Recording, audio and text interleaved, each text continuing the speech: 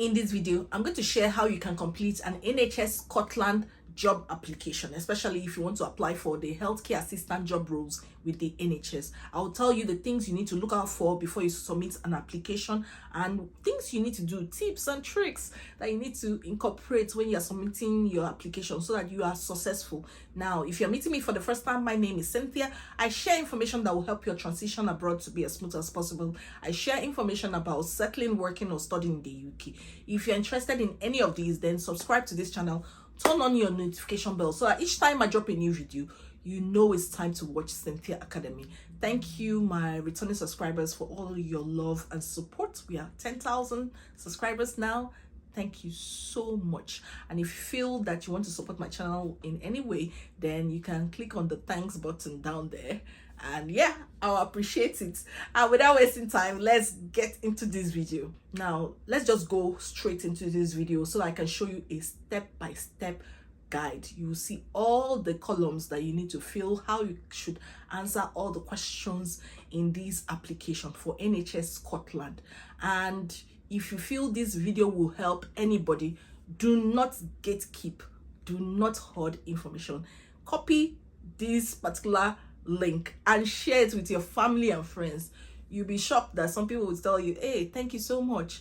This video you shared with me helped me a lot, and I'm always happy when I see testimonies like this in my inbox. So yeah, let's go. If you stay till the end of this video, I'll show you 5 visa sponsorship jobs you can apply to. Now, you visit this website, jobs.scot.nhs.uk, and then you click on view vacancies here. Now, when you click on it, this page will open, and then what you're going to do is go to this place that says filter your search. The mistake that many people make is that they put in healthcare assistant, and you won't get many job roles under that name. The best option is support worker. In fact, I'm going to put in healthcare support worker in that particular column that says what. Next is you're going to choose the band that's under the salary option there. You just select the band you're after. You can see there are different bands there, but band 3 is just one entry level that you can get visa sponsorship in. Then you click on apply filters. You can see that it has 19 jobs here, but I just want to show you a step-by-step process of how to submit an application. Heads up, people, make sure you choose a job that offers 37 hours per week and above, and it should offer fixed term or permanent type of employment. Please don't just choose any job. So let's just choose one job here, but I'm going to use an old application because I've prepared this before. And then you click on apply for job, and then it will take you to this next page. Now, on this next page, they're asking whether you have worked for NHS Scotland. So you click I don't work here because there's an option for internal portal. Now, on this page, you put in your first name and your last name, and you click on next. On this next page, you provide your email address and your mobile number. Then you tick that green box and move to the next page. Click the link in your email. On the next page has 5 sections about you, supporting information, application question, equal opportunities, and review and submit. So just read all these things here. It's quite easy to read and understand this. Scroll down to personal details. So on this page, you provide your surname, forename, title, address line 2. You can also provide the city where you live, the country, postcode, and also you provide your mobile phone number, home telephone if you have one, email address. It has to be a correct one that you check all the time. And you answer this question: are you a UK Republic of Ireland national, or are you a family member of someone from the EU? So the answer is no. And if it's yes, you have to provide proof of identity. Then you choose the type of right to work you have. My client has a family visa. Someone else might have a student visa. Someone might not have any visa at all. You choose the option that you don't have the right to work in the UK. Then you confirm the expiry date of your visa. Answer the question: where did you hear about this vacancy? If you got it from NHS Scotland website, you just put it there. And then membership of professional or regulatory bodies. I think it's mostly for doctors and nurses. Most times carers don't have a regulatory body or something like that. But if you do belong to one, please provide say yes, and then you write the name of the organization. In this situation, I'm putting no for my client because my client doesn't belong to anybody. Then you provide the renewal date for any additional membership. Please list here. Now, this is the tricky part. Sometimes they'll ask you, do you have a driving license? See, if you don't have, say no. If you do have, say yes, and then confirm the driving license type. If you drive outside the UK, please see if you can incorporate something like that and add it that, hey, you have this license to drive outside the UK. Under education, just click on higher education, and then when you click on it, this will open. You provide the subject you earn. Maybe if you studied microbiology, if other qualification type, please specify. Then you provide the type of qualification you have. Is it BSc? Is it HND? Is it master's, PhD? Then the grade or the result. Was it a 2-1? Was it a pass or a first class? Whatever it is, expected or obtained. Have you obtained that degree or not? Now you can add more qualifications, and you can also save this. Seriously, don't forget to save, guys. Let me tell you one mistake that many people make. They don't write things in a consistent style. Write your subjects, your qualification. First letter should be capital. Then other letters, small letter. That's the key to attracting, a recruiter to know that, okay, there's a consistent format. Anyway, let's go to other training stroke qualifications. Hey guys, you know that you need your 15 standards of care. There's no joke about it. You need your 15 standards of care. If you have an NVQ level 3, fantastic. If you don't, go and get a level 3 diploma in health and social care. Go and get some care qualifications and certificates. Load them up here. What you do is click on add button here. Now, when you click on it, it opens. The next thing you're going to do is just copy and paste. Make sure you have typed all of them properly on MS Word. If you are capitalizing each first letter, make sure it's in harmony. So when you do that, everything looks very, very neat, and put an enter to the next one. Don't just write them on a straight line. Do you understand? And start with the most recent employment first before others. So I'm just taking this time to explain this so that, it's as clear as possible. This is what the column looks like.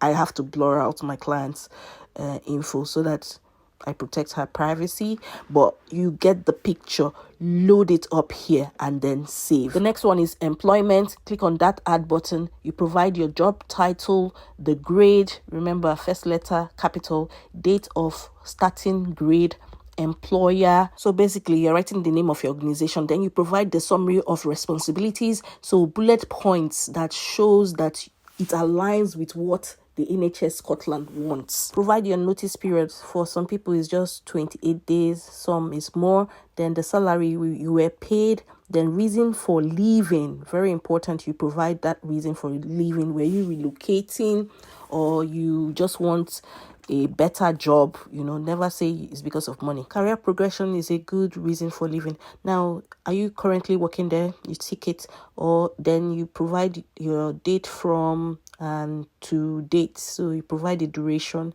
that's day, month, and year, and then you click on continue. Now it takes you back to this particular page here. You can see that we've completed all these sections, so we can now save and exit if we want, or we can continue. When we continue, it goes to supporting information. That's where you provide your references. The most common mistake people make is that they provide a reference of someone that doesn't like them and would not respond. They provide a personal Gmail, or they provide a character reference for someone that is not in the list of professions that they have already listed here, as in like there's a list. You can't provide someone outside that particular profession list. Remember, it has to be in the last 3 years, and fill up any gaps. Just explain every gap. Now let's just click on reference, and then you provide the referee name, designation, what is their job role or job title, their address. You provide the address line 2, the city they live, the county, postcode, telephone number, and email address has to be their work email address. Is this your current or most recent line manager? You have to start with the most recent one, and then when you complete it, you say yes or no to that particular question. Remember, there are some things that they've asterisks and you must answer them. You just continue to the next page, but you keep adding more references to that list. At least in the past 3 years, someone has to cover your character or your studies or work. Someone has to vouch for you. So that's what it's all about. Now, the next one is application question, which is a tricky one. Supporting information. If you need help with the supporting information, you can reach out to me. I will support you with that. First question is, why do you think you are suitable for this role? Describe how your skills, knowledge, experience match your person specification, and also explaining your motivation and goal. This is all about you. You need to be boasting about yourself. In every paragraph, you have to carry out an idea, and also make sure you include stories to boost or buttress that point, and it should align with the person specification. I'm talking about the essential criteria. Without the essential criteria, no one is going to invite you for an interview. Use STAR technique to write your stories and make sure you cover skills, experience, qualifications, and education. Something like that. Just make sure you cover these 4 things I've listed here and you'll be fine. It's 500 words, so it shouldn't be more than 500. Make sure you cover like close to that 500 words and you'll be fine. Why do you want to work for the NHS? This is where you are going to check out the values and align your stories with the values that the NHS has to offer. Google the trust values. If it is caring, compassion, all those things, make sure it's reflected here and write stories that align with it. 500 words too. The next one is there any other relevant information that will assist us in shortlisting your application? If none, please state.